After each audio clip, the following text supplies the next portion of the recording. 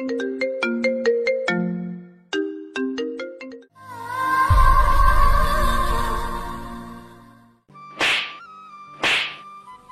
এত বড় সাহস, তুই আমার সাথে বন্ধুত্ব করতে চাস?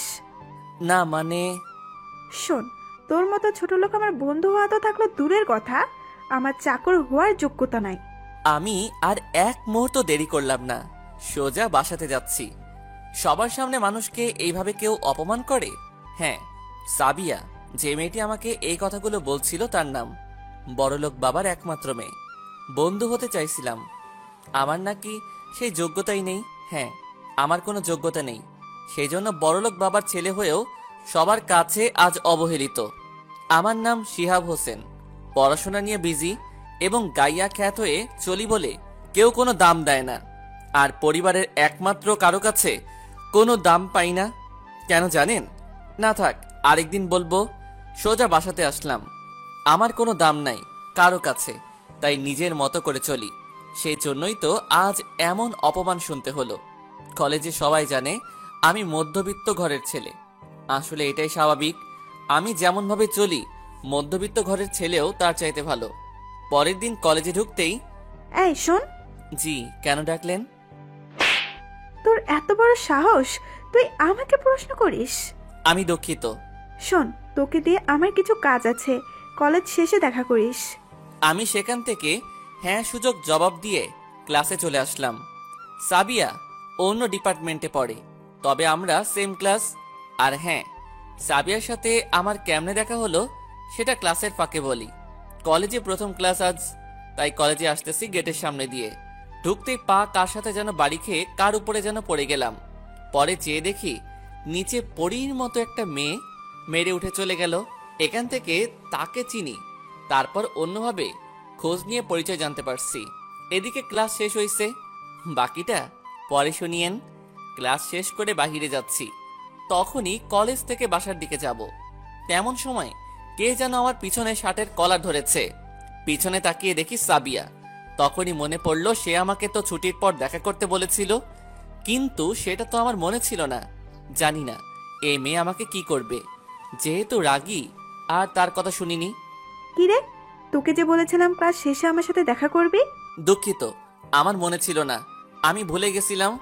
জানিস তোর এই ভুলের জন্য আমি কি শাস্তি দিতে পারি? আর কোনো দিন ভুলে যাব না, আমাকে মাফ করে দিন। কলেজে অপমান হওয়া যাবে না, বাসাতে জানলে খুব খারাপ হবে। যা, মাফ করে দিলাম। আর শোন, এখন তোকে একটা কাজ করতে হবে, পারবি তো? জি বলেন, কি কাজ? আমি ঠিক পারবো। এই নে একটা চিঠি, ওই যে একটা আপুকে দেখতেছিস, তাকে গিয়ে দিবি। আচ্ছা ঠিক আছে। আমি চিঠিটা নিয়ে সামনের দিকে যাচ্ছি, আর ওর বান্ধবী মিলে হাসতেছে। কেন হাসতেছে জানেন? কারণ চিঠিটা লাভ লেটার, যেটা আপুর হাতে দিলে সে আমাকে চড় মারবে। আমি তার ছোট ক্লাসে পড়ি, কিন্তু আমার মাথায় একটা কথা ভেসে উঠল।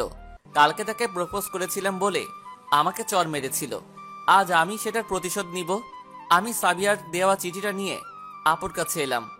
আপু, আপনার জন্য একটা চিঠি ছিল। কি চিঠি? আর আমি তো তোমাকে চিনি না। এই নিন চিঠি। আমি এখানে নতুন ভর্তি হয়েছি। আপু চিঠিটা হাতে নিয়ে পড়তে থাকলো, কিন্তু কোনো উত্তর দিল না। চিঠি পড়া শেষে, আমি জানি তুমি এখানে নতুন, তাই কেউ তোমাকে এই চিঠি হাতে দিয়ে পাঠিয়েছে, যে সেটা আমি জানি। জি আপু। শোনো, আমার নাম তানিয়া, আজ থেকে আমি তোমার বড় আপু, কেমন? ঠিক আছে। কি ভাবছেন আমি একটা বোন পেয়ে গেলাম? বোন পাবার জন্য কপাল লাগে। ওদিকে সাবিয়ারা মনে করছে আপু আমাকে চড় মারবে, সেটা তারা উপভোগ করবে সবাই মিলে, কিন্তু সেটা তো হলো না। তাদের সব প্ল্যান ভেস্তে দিল আপু। তাদের মুখ এখন একটু গোমরা হয়ে আছে। দূর থেকে যতটা বুঝতে পারছি আর কি। আমি আপুর হাত থেকে চিঠিটা নিলাম, পরে দেখি কি লেখা আছে। আগে তো খুলে দেখিনি, তাই প্রিয় আবুলের মা, আশা করি ভালো আছো। তুমি না দেখতে মূলার মতো সাদা, তবে তুমি বেশ টমেটোর মতো লাল। তোমার চোখগুলো জিলাপির মতন, আর হ্যাঁ, তোমার ওই ঠোঁট দুটো মিষ্টি কুমড়ার মতো, ইত্যাদি।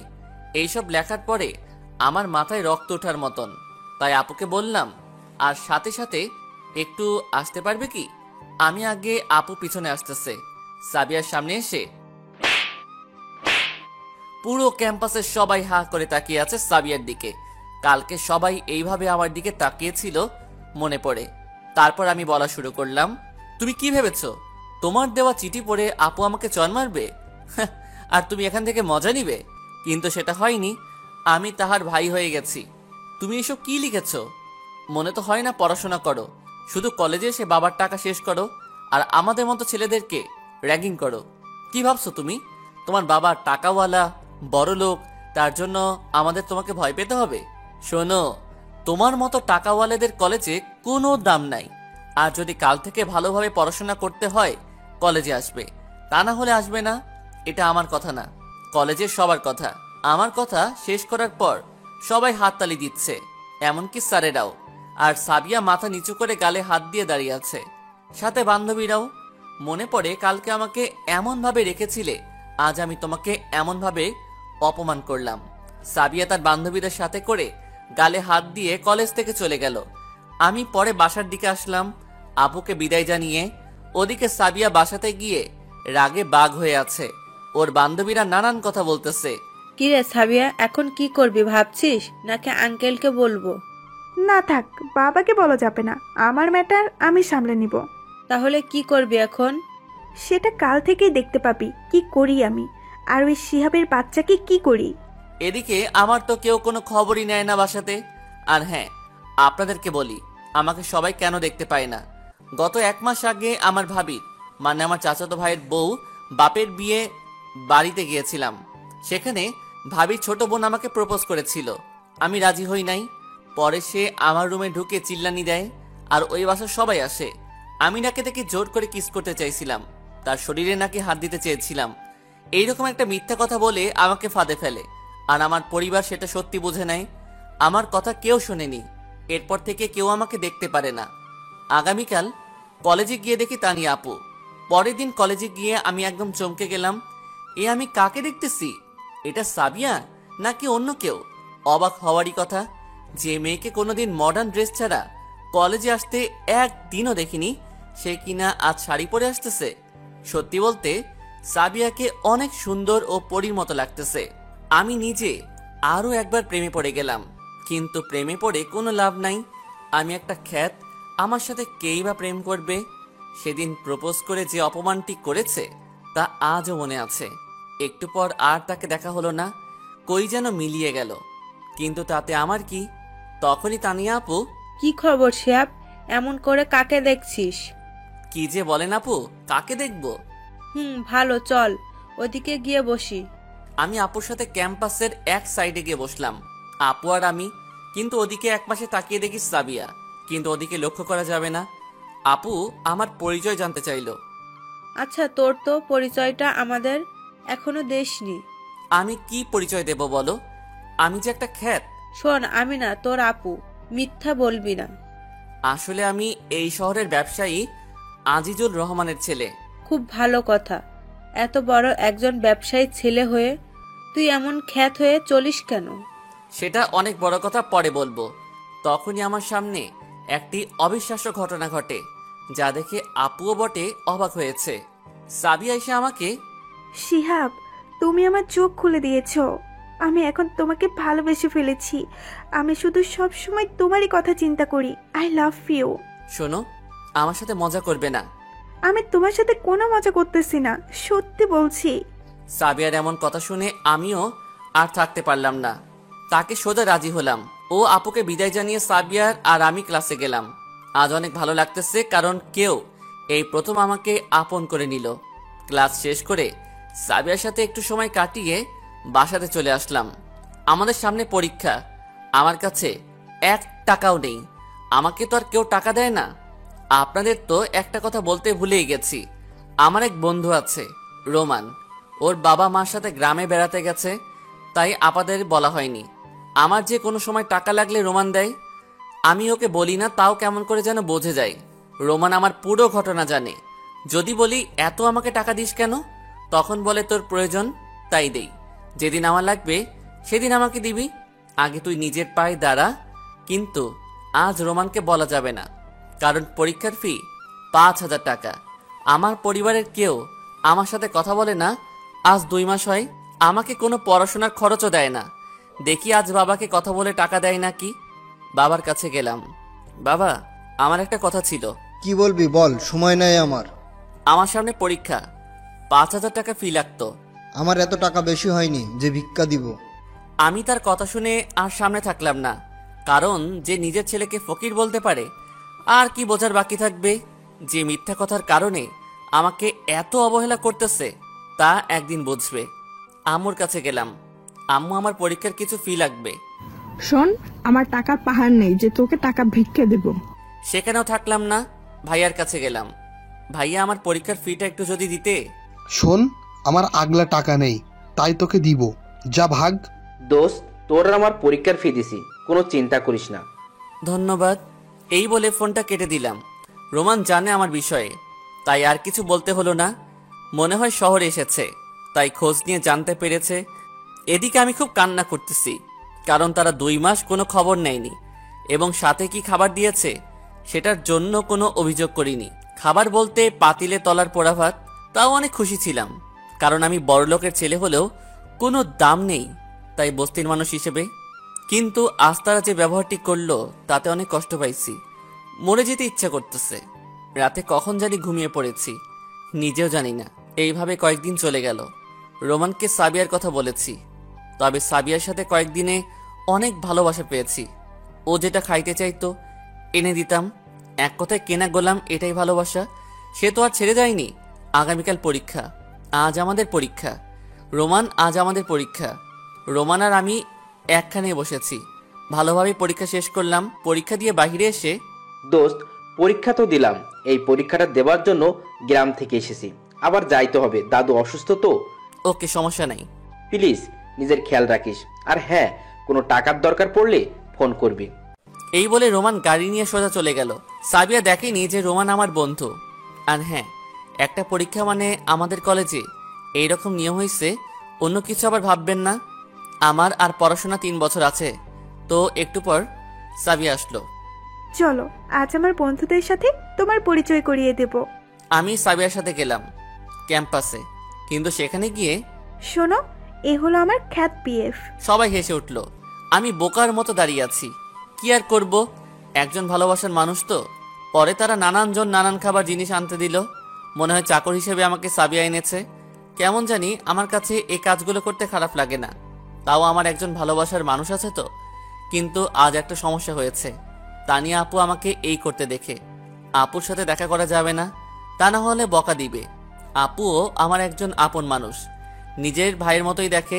কিন্তু আমি আপুকে এড়িয়ে চলি একটু। বেশ কয়েকদিন গেল, সাবিয়া সেই চাকরের মতো করে নানান কাজ করে নেয়।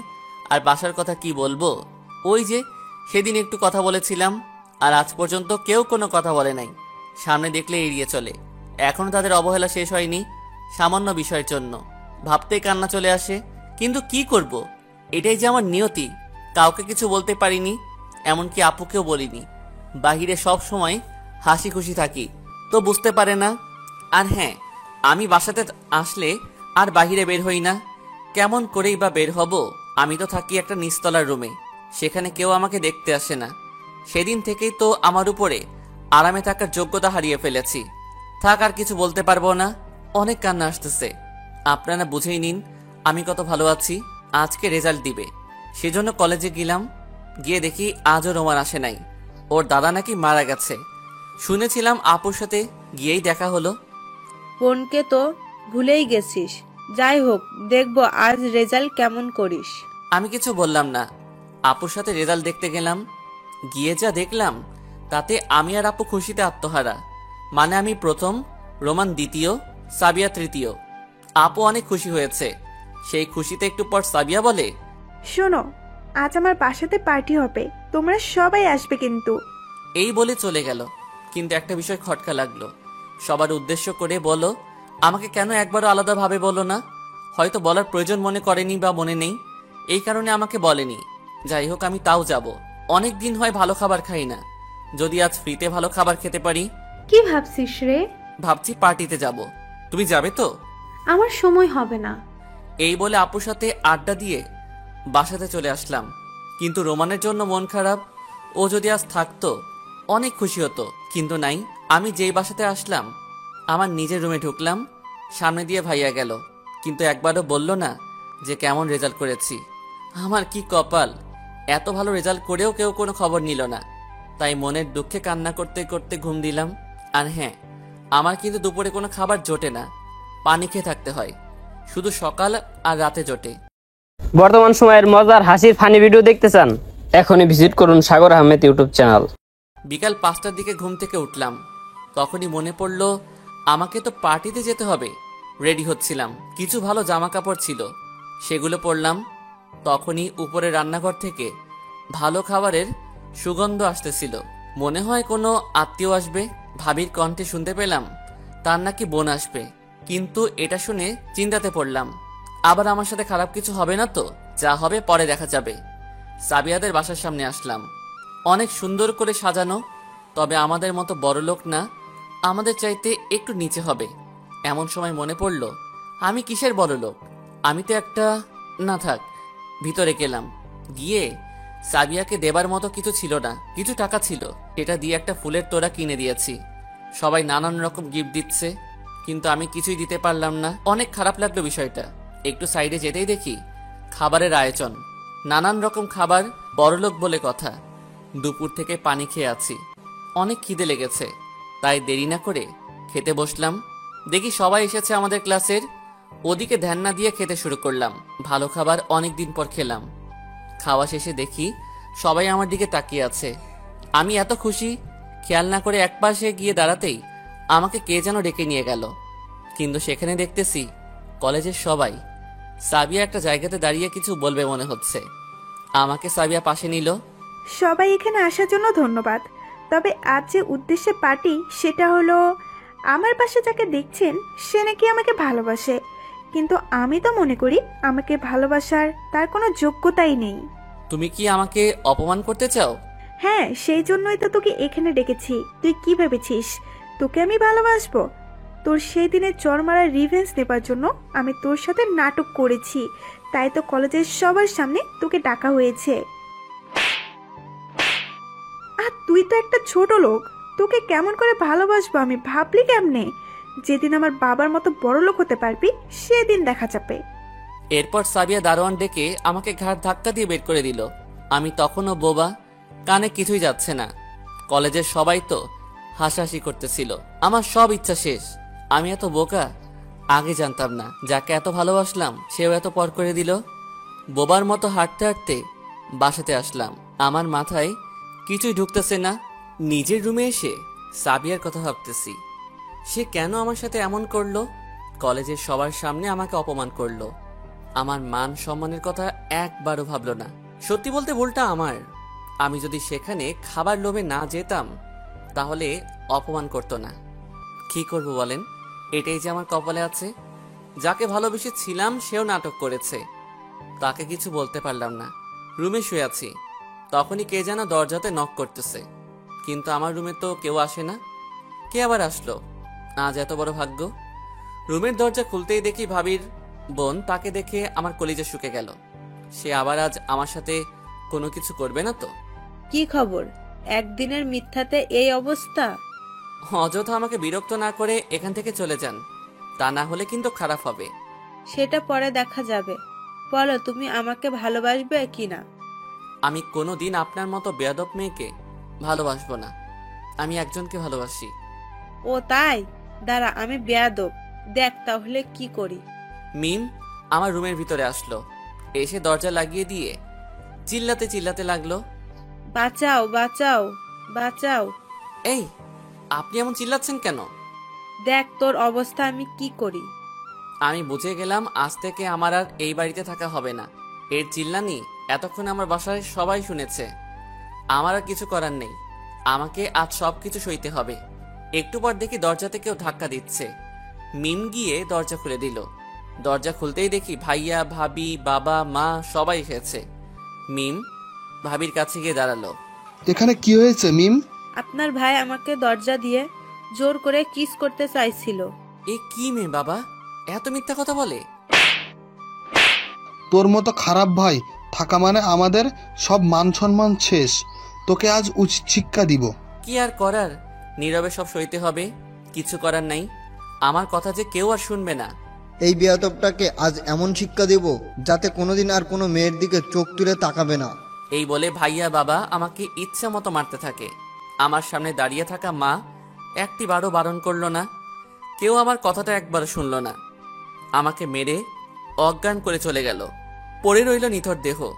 আমি আজ ভেবেই নিয়েছিলাম আমার সাথে এমন কিছু একটা হবে, সেটাই সত্যি হলো। আমি রুমে একা পড়ে রইছি, দেখার কেউ নাই। এখন ভোর 4টা বাজে।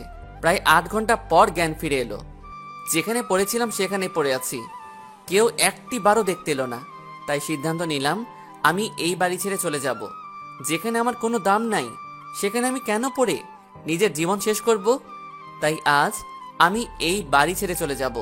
কিন্তু আমার তো যাবার কোনো জায়গা নাই। যেখানে যাব সেখানেই সবাই এমন করবে। তা বাদে আমার কাছে একটা টাকাও নাই। যাই হোক, আমি চলে যাব। কিন্তু আমার শরীরের যে অবস্থা, হাঁটাই মুশকিল। তাও চলে যাব। যাওয়ার আগে 3 জনের নামে 3টা চিঠি লিখে রেখে গেলাম। একটা সাবিয়ার জন্য, বাবা মা ভাইয়ার জন্য। চিঠিগুলো আমার বিছানার উপর তাদের দেওয়া মোবাইলের উপর রেখে গেলাম, যদি কোনোদিন চোখে পড়ে। আর সাবিয়ারটা পোস্ট অফিসে দিয়ে গেলাম। এখন ভোর 5টা। কেউ ঠিকভাবে ওঠেনি। আমি শুধু একলা হাঁটতেছি। কোনো দিক দিয়ে কোন দিকে যাচ্ছি কিছুই জানি না। আর আসার সময় কিছুই নিয়ে আসিনি। প্রায় 1 কিলোমিটার হাঁটার পর দেখি তানিয়া আপু আমার সামনে। আমার অবস্থা দেখে আপু আমার কাছে ছুটে আসলো। কিন্তু আপু আমাকে দেখলো কেমনে? মনে হয় সকালবেলা জগিংয়ে বেরিয়েছে। আপু আমার কাছে এসে দাঁড়াতেই, কি রে শিহাব, তোর এই অবস্থা কেন? আমি কিছু বলতে পারতেছি না। মায়ের খাবার পর থেকে গায়ে কথা বলারও জোর নাই। কষ্ট করে হেঁটে চলে আসলাম। আমি কিছু বলতে না পেরে সোজা অজ্ঞান হয়েছি। কিছু বলতে পারলাম না আপুকে। যখন জ্ঞান ফিরল তখন দেখলাম একটা সাজানো গোছানো রুমে, আর গায়েও একটু ব্যথা কম। কিন্তু আমি কই? একটু পর দরজাতে তাকিয়ে দেখি আপু আর তার সাথে 2 জন লোক আসলো। মনে হয় মা বাবা। কি রে, কেমন আছিস? ভালো, কিন্তু আমি এখানে কেন? তুই আমাদের বাসার সামনে এসে জ্ঞান হারাস, তারপর তোকে এখানে আনি। কিন্তু তোর গায়ে এগুলো কিসের দাগ? কিছু না আপু। বাবা, তোমার আপু কিন্তু অনেক চিন্তায় আছে। বলো, এগুলো কিসের দাগ? থাক বাবা, আমি যদি ওর আপু হতাম তাহলে সত্যিটা বলবে। আসলে আপু, তারপর সব খুলে বললাম। কিন্তু আপু কান্দে কেন? সাথে তার বাবা মাও। আপু কান্দো কেন? আর আমাকে চলে যেতে হবে? কই যাবি আর কার কাছে যাবি? হ্যাঁ, যেদিকে 2 চোখ যাবে। তুই কোনোখানেও যাবি না। তুই আজ থেকে আমার নিজের ভাইয়া হয়ে এখানে থাকবি। শোনো শিয়াব, তুমি আজ থেকে আমাদের সাথে থাকবে। তুমি আমার ছেলে। যারা তোমাকে এত কষ্ট দিয়েছে তাদের কাছে কেন যাবে বলো? শোনো বাবা, তোমাকে যে তোমার বাবা ভাই মিথ্যা কথা শুনে এমন করেছে, তোমাকে অবহেলা করেছে, তাদের সবাইকে শিক্ষা দিতে হবে। তোমরা আমার ভাইটাকে কি খাবার দিবে না? দেখতে পাচ্ছ না, না খেয়ে আছে। আমি তো ভুলেই গেছি। চলো সবাই। আমি এতক্ষণ কিছুই বলতে পারি নাই। তাদের কথা শুনছিলাম। এই দুনিয়াতে তাহলে এইরকম মানুষও আছে যারা কিনা আমার মতো অসহায় ছেলেকে এইভাবে কাছে টেনে নেয়। খাবার খেয়ে আপু আমাকে রুমে নিয়ে আসলো। আচ্ছা, তুই কি এত বোকা যে নীরবে সব সয়ে গেলি? কি করব বলো? তারা যে ছিল টাকাওয়ালা, আমি তো সাধারণ হয়ে গেছি। বুঝলাম, কিন্তু সাবিয়া? আমি আপুকে সব খুলে বললাম। আপুকে খেয়াল করে দেখলাম সে কিছুটা রাগান্বিত হয়েছে। তোকে আজ যারা এইভাবে অপমান অবহেলা করেছে, তুই তাদেরকে তার পাল্টা জবাব দিবি। কিভাবে আপু? তোকে ওসব চিন্তা করতে হবে না, বাবা সবকিছুর ব্যবস্থা করবে। এখন ঘুম দে, কেমন? আপু এই বলে রুম থেকে চলে গেল। আজ যদি আমার এমন একটা বোন থাকতো তাহলে। যাই হোক, এইটাও তো আমার আপু। সত্যি বলতে আপু আমাকে অনেক ভালোবাসে। সেই যেদিন থেকে পরিচয় হয়েছে। ওদিকে সাবিয়া চিঠিটি পেয়েছে। চিঠি খুলে দেখে, প্রিয় সাবিয়া, আশা করি ভালো আছো, কিন্তু আমি ভালো নেই। বেশি কথা বলবো না, শুধু বলবো আমি তোমাকে অনেক ভালোবেসেছিলাম, কিন্তু তুমি সেটা বোঝো নাই। একদিন ঠিকই বুঝবা। সেদিন আমাকে খুঁজবে, কিন্তু পাবে না, কারণ আমি যে আজ অনেক দূরে চলে যাচ্ছি। আর হ্যাঁ, তুমি আমাকে ছোট লোক বলেছিলে না? আমি ছোট লোক না, আমি একজন বড় লোক ছিলাম। তবে বলতে পারি 2 বছর পর ফিরে আসবো। যদি ভালোবেসে থাকো অপেক্ষা করিও 2 বছর। ইতি খ্যাত। আমার চিঠি পড়ে সাবিয়া কিছুটা ভাবতে লাগলো।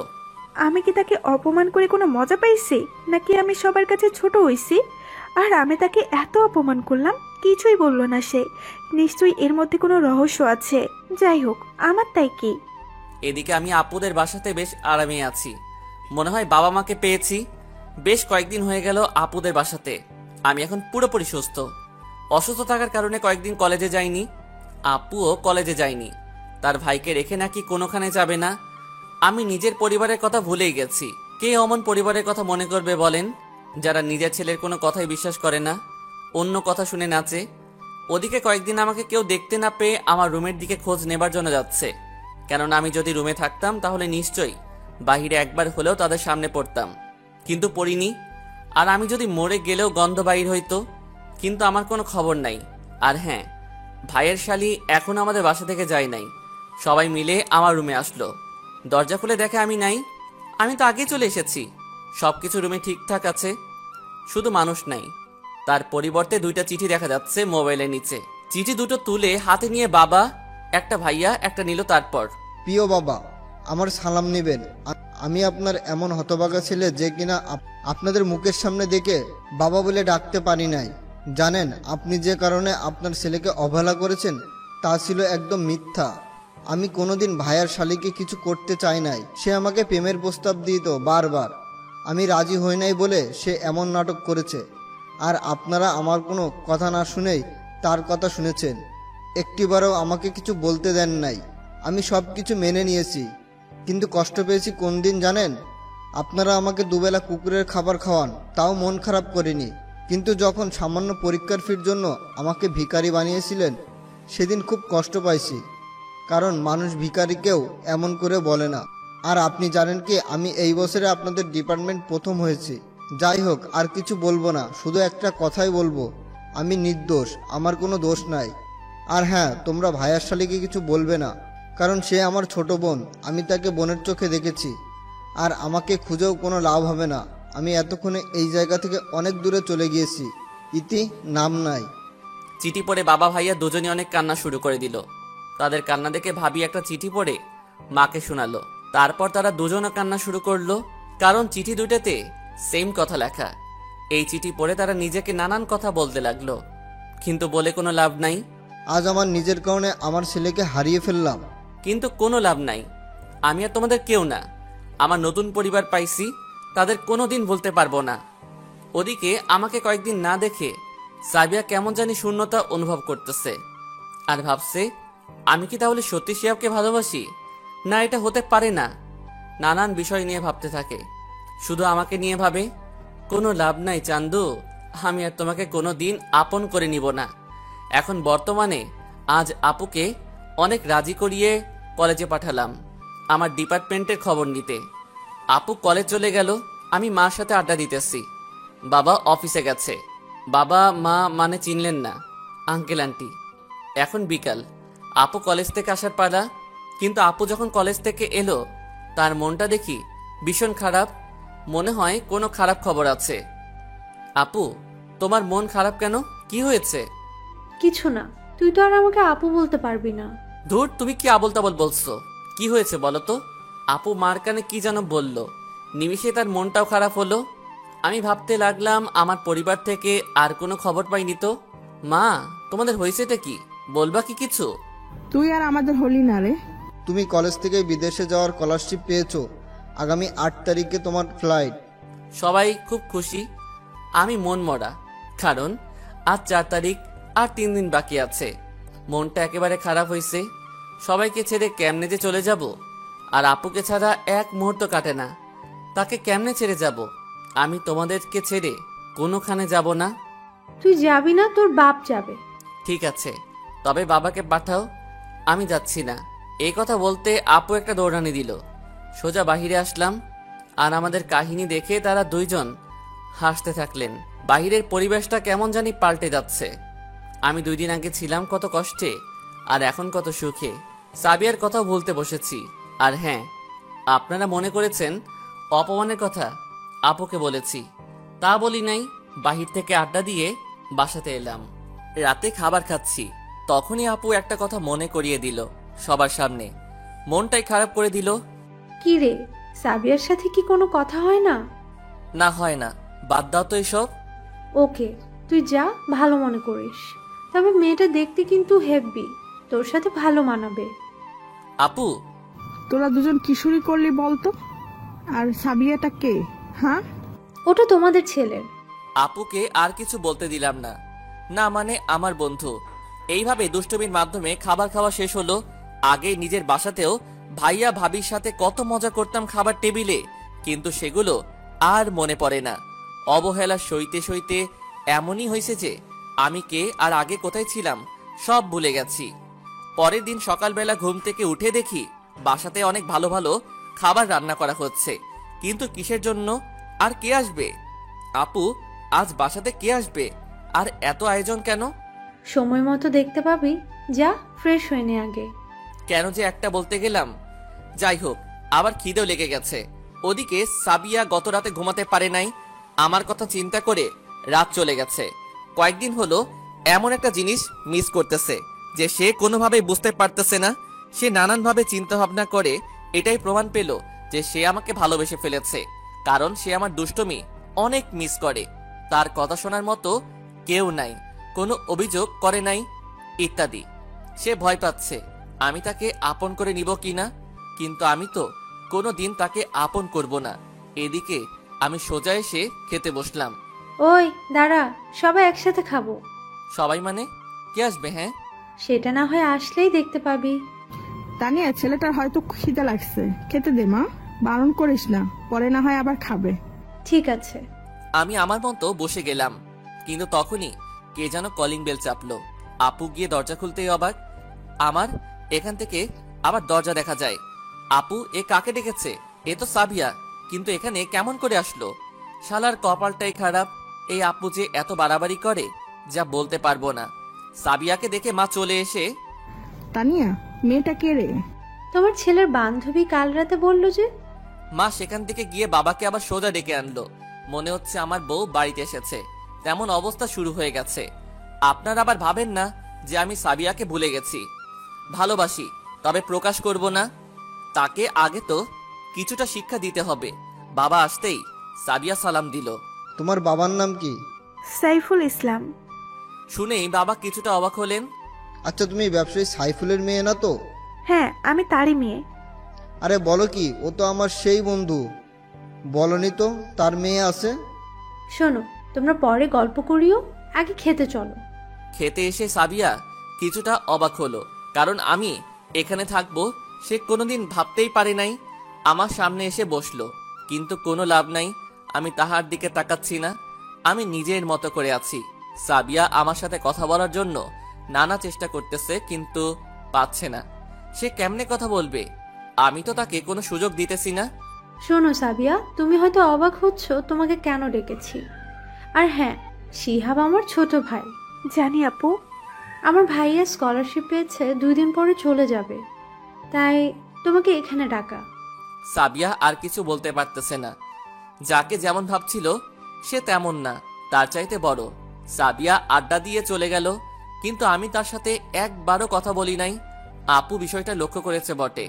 ওদিকে আমার ভাইয়া কলেজে খোঁজ নিয়ে জানতে পারে আমি বিদেশ চলে যাচ্ছি, কিন্তু আমি কলেজে আসি না, তাই আমার কোনো খবর পেল না।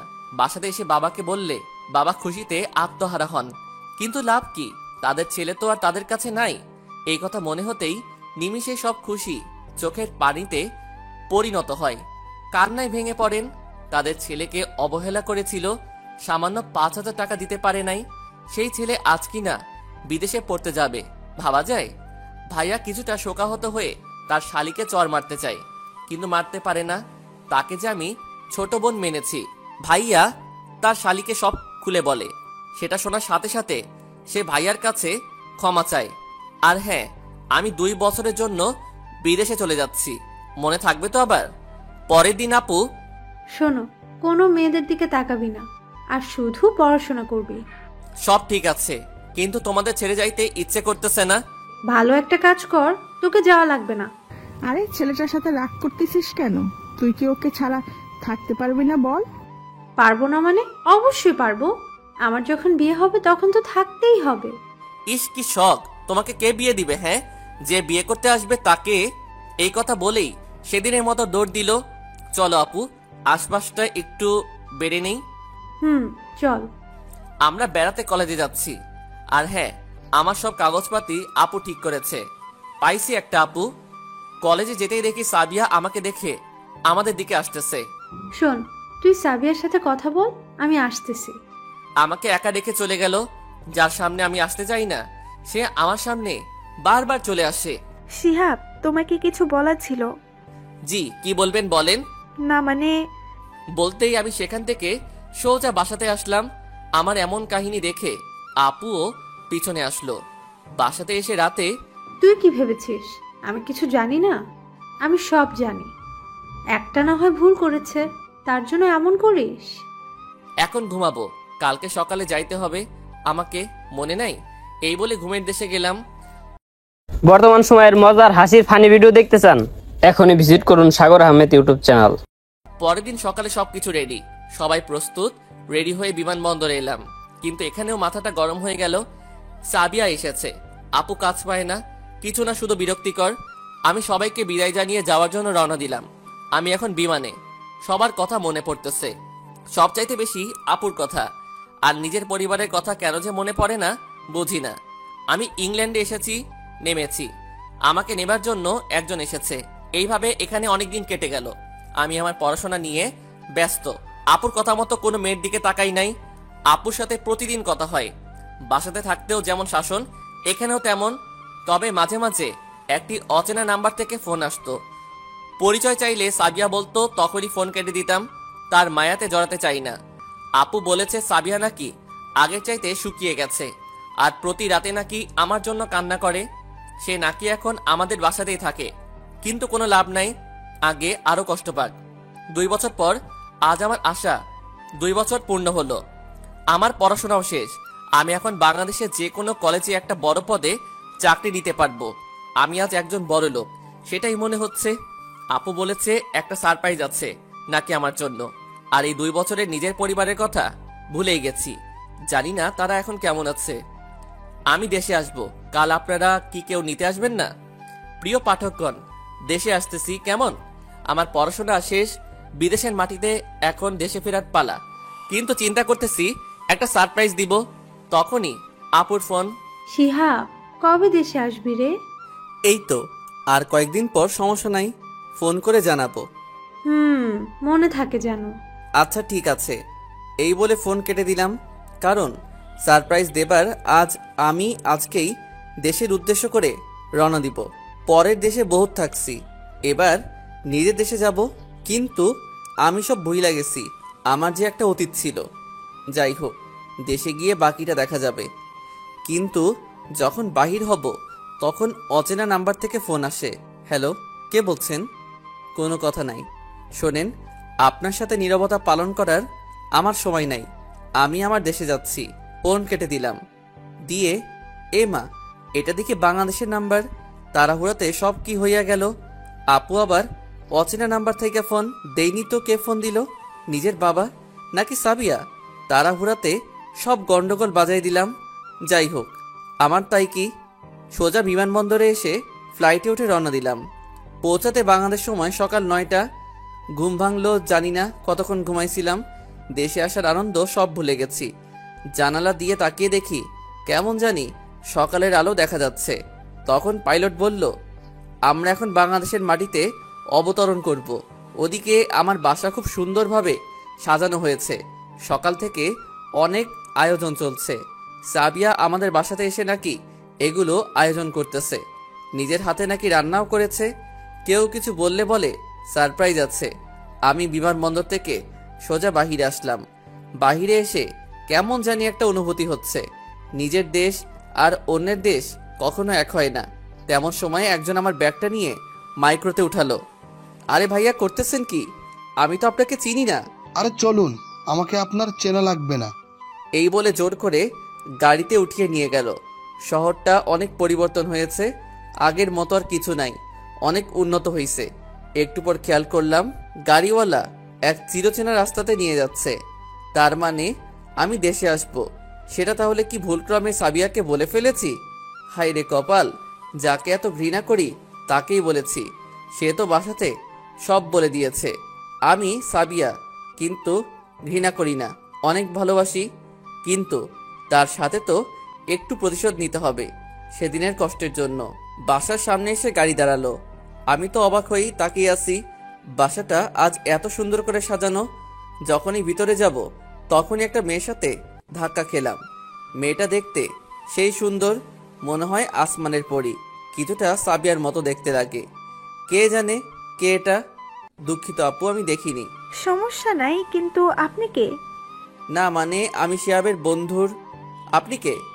আমি সাবিয়া। এ মা, মাইরা ফেলাইছে। এটা সাবিয়া হয় কেমনে? এত সুন্দর, আগে তো এত সুন্দর ছিল না। তা বাদে আমার জন্য নাকি প্রতিদিন কান্না করত। চোখের নিচে তো কালো দাগ থাকার কথা।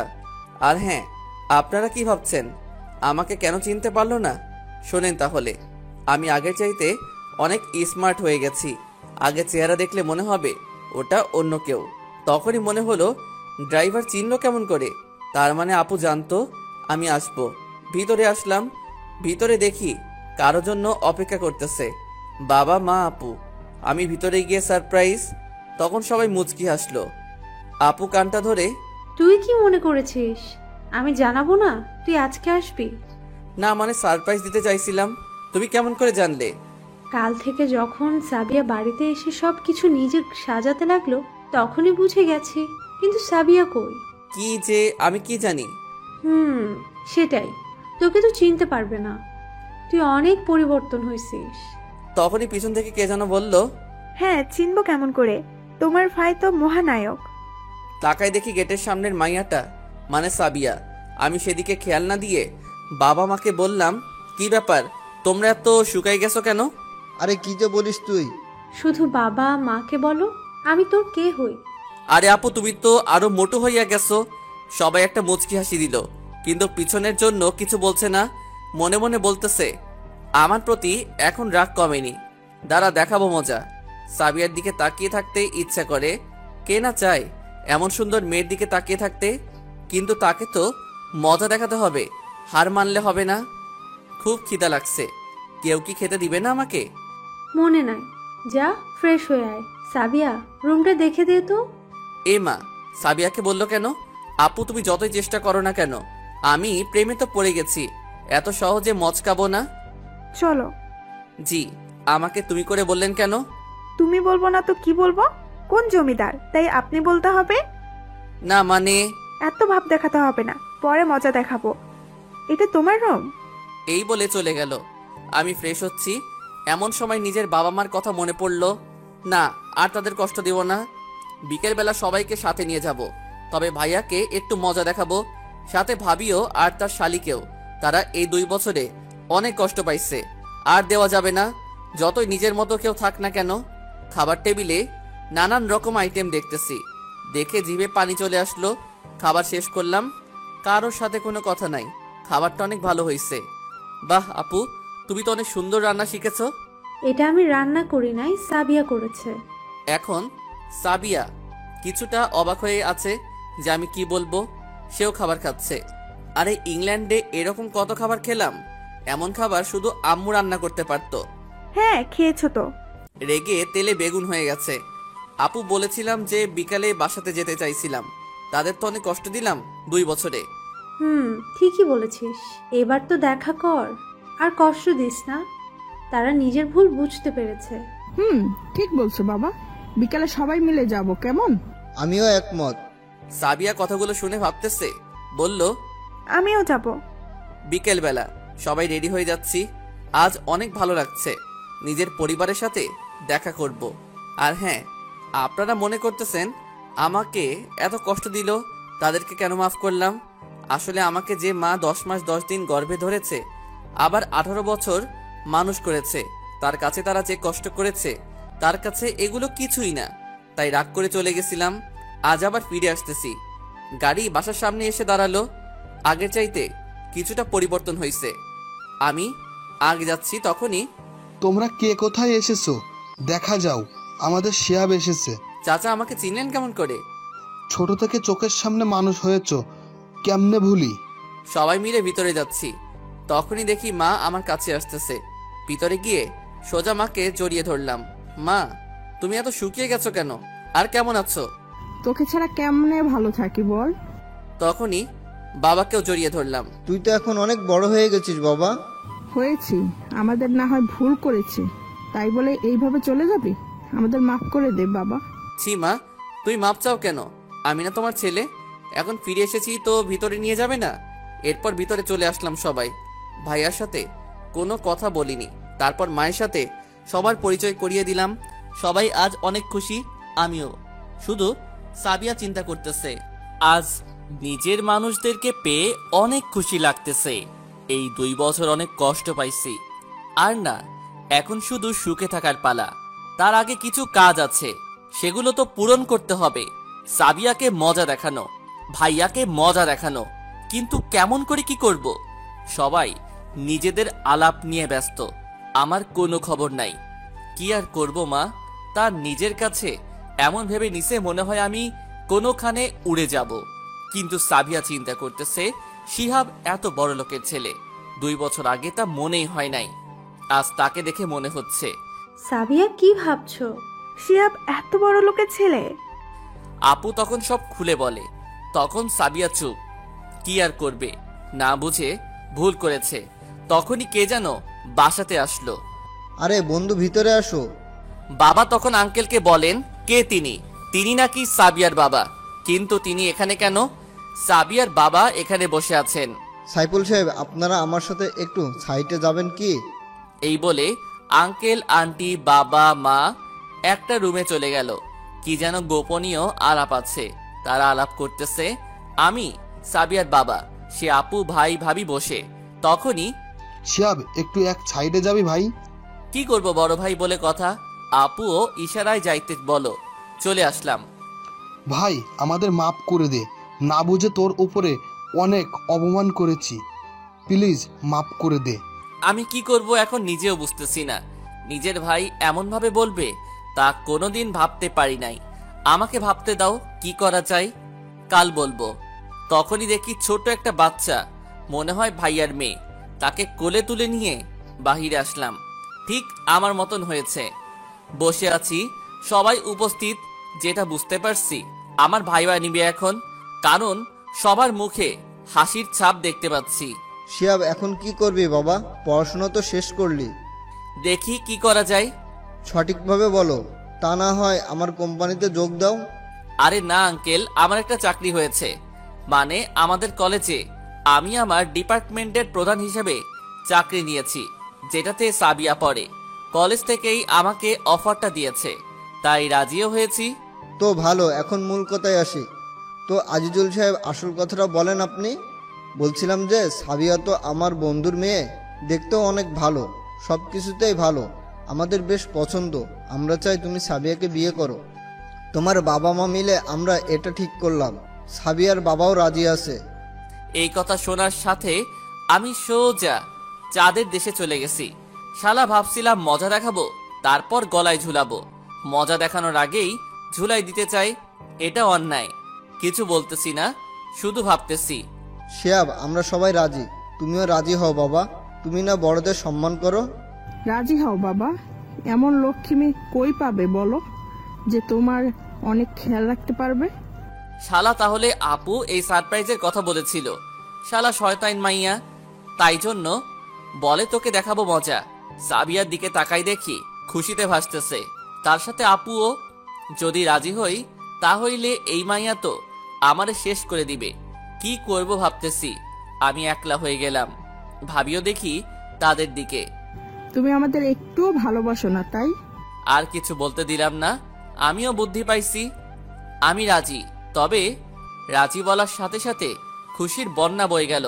হায়রে আপু, তোমার ভাইরে একলা সাগরে ফেলে দিলে একটু কষ্ট হলো না? শালি, সাবিয়া তো সেই মহা খুশি, আর আমার কাছে আসার চেষ্টা করতেছে। সবাই আছে বলে আসতে পারতেছে না, এর জন্য তোর বাবা আসছে। আগে জানতাম না। তবে কি বলো? 1 মাস পর বিয়ে হবে, আমাকে একটু গুছিয়ে নিতে দাও। কেবল তো ফিরলাম, নিজেকে একটু মানিয়ে নেই। সমস্যা নাই, তোমাকে 1 মাস সময় দিলাম। এই তো ঘুঘু ফাঁদে পা দিয়েছে, মানে সাবিয়ার উপর মজা নেবার সময় পেলাম। হবু বউ হবি তো কি হইছে, আমাকে কম কষ্ট দিছিস? তোর জন্য বাহিরে চলে গেছি, বেচারি সাবিয়া একটু নার্ভাস বটে, কিন্তু তার দলে আপু আমি একলা। আর আঙ্কেল আন্টি আপু তোমাদের হবু বউ সবাইকে এই বাড়িতে এই 1 মাস থাকতে হবে। শালা সবাই রাজি হয়ে গেল দেখি। তার মানে আগে থেকে সব ঠিক ছিল। আরে যা হইছে বাদ, এখন নতুন সবার সময়। আনন্দে বিকাল কেটে গেল, সাথে সন্ধ্যাও। রাতের বেলা খাবার খেয়ে নিজের রুমে শুয়ে আছি। শালার আজ রোমানকে খুব মনে পড়ছে। দেখি ফোন দেই, আগের নাম্বারটা কি আছে দেখি। ফোন দিতেই রিসিভ হলো। কি খবর দোস্ত, কেমন আছিস? কে বলছেন? ভুলে গেলি? আরে দোস্ত তুই, এতদিন পর তা কবে দেশে এলি? এতদিন পর মনে পড়লো। শোন, সব বলবো, কালকে দেখা কর।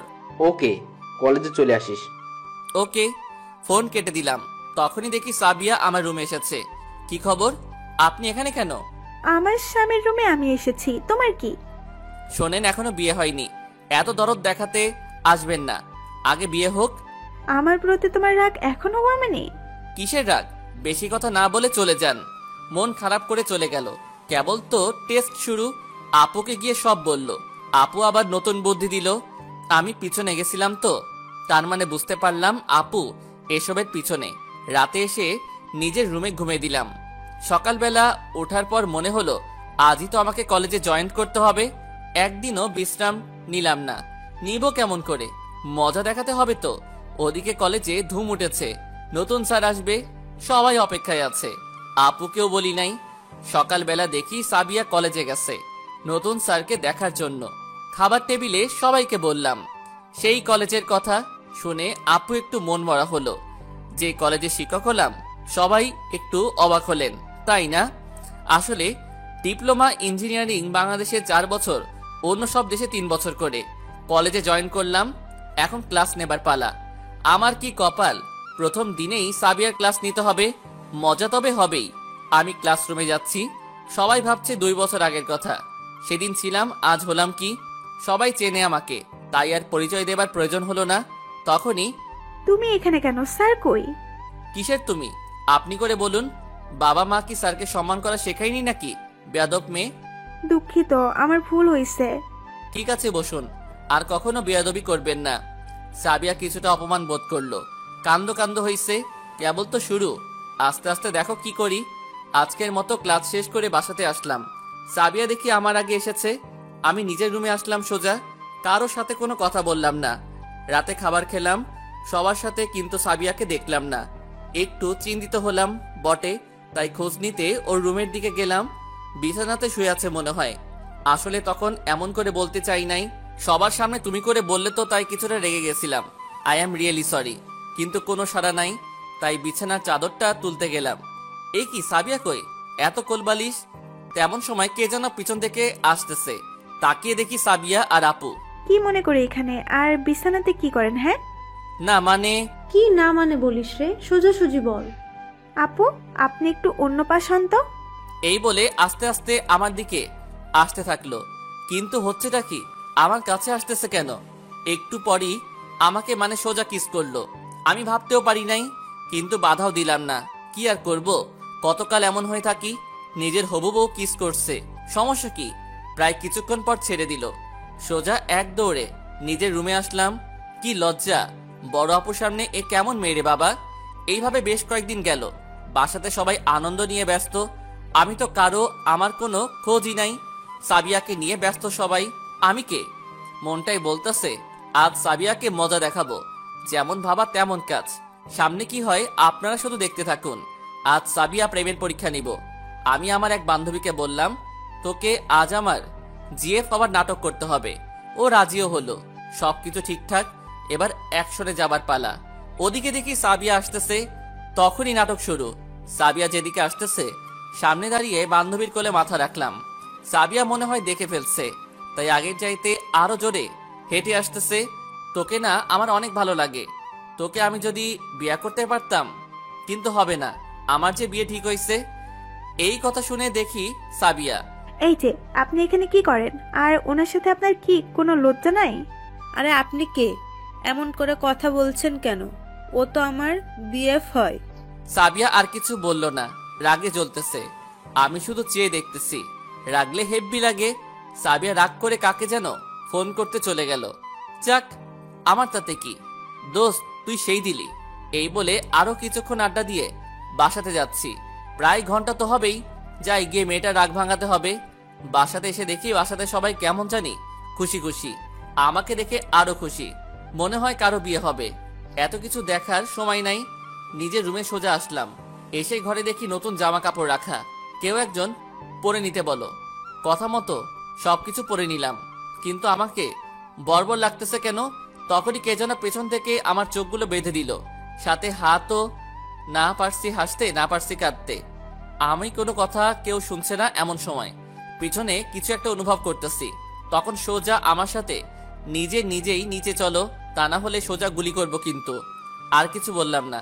শালা আমার বাড়িতেই সব, কিন্তু আমার বিয়ে সেটা বুঝলাম। তাহলে কি সাবিয়া তাহলে কি ফোন করে বাসাতে কি সব আয়োজন করতে বলছে? শালার মেয়ে বাবা। আচ্ছা তোকে আমি মজা দেখাবো, তোকে বিয়া করাইতেছি। নিচে আসলাম। আমার চোখ এখনো খোলা হয় নাই। যতটা বুঝতেছি সবাই উপস্থিত আছে। একটু পর কাজী সাহেব আসলো। আমার সবকিছু লিখতেছে, কিন্তু একটা জায়গাতে আটকে গেল। সেটা হলো আমি সাইন করব না। শালা দেখি কেমনে বিয়ে হয়। সবাই বলতেছে সাইন করতে, কিন্তু আমি করব না। চোখের বাঁধনও খুলে দেবে না। আমি কোনোদিন সাইন করব না। দেখি তোমরা কি করে করাও। আবার শালা সেই লোক, যদি জানতে পারতাম কে তাহলে খানিক হাঁকিয়ে দিতাম। সাইন করবে নাকি গুলি চালাবো। আমি জীবনের ভয়ে সাইন করলাম। সব কিছু সফল হলো। আবার কবুল বলার সময় বাধা দিলাম, কিন্তু এই শালা লোকের কারণে হলো না। আবার সেই ভয়। জীবন গেল, আর আসবে না। বেঁচে থাকলে আরো বিয়ে করতে পারবো। একটু পর চোখ খুলে দিল, সাথে দেখি সাবিয়া বসা। শালার মেয়ে আমার জীবনটাই শেষ করে দিল। কেমন দিলাম বর? দূর ভাগ। একটু পর দেখি সবাই হাসতেছে আর বলতেছে বোতলের মুখে জিম্মি করে বিয়ে। তাহলে ওটা গুলি ছিল না? সোনার সাথে এমন রাগ হয়েছি সবাই, ভয় উপরে উঠে গেছে 1 মিনিট। কিন্তু শালার বউ যায় নাই। পালাতে চাইছিলাম, সে সুযোগটাও দিল না। আমার কষ্টের কোনো প্রতিশোধ নেওয়া হলো না। এখানে আমাকে বউ টানতে টানতে বাসর ঘরে নিয়ে যাচ্ছে। সবাই দোয়া করবেন যেন আসল কাজটা করতে পারি আজকে রাতেই। বর্তমান সময়ের মজার হাসির ফানি ভিডিও দেখতে চান? এখনই ভিজিট করুন সাগর আহমেদ ইউটিউব চ্যানেল।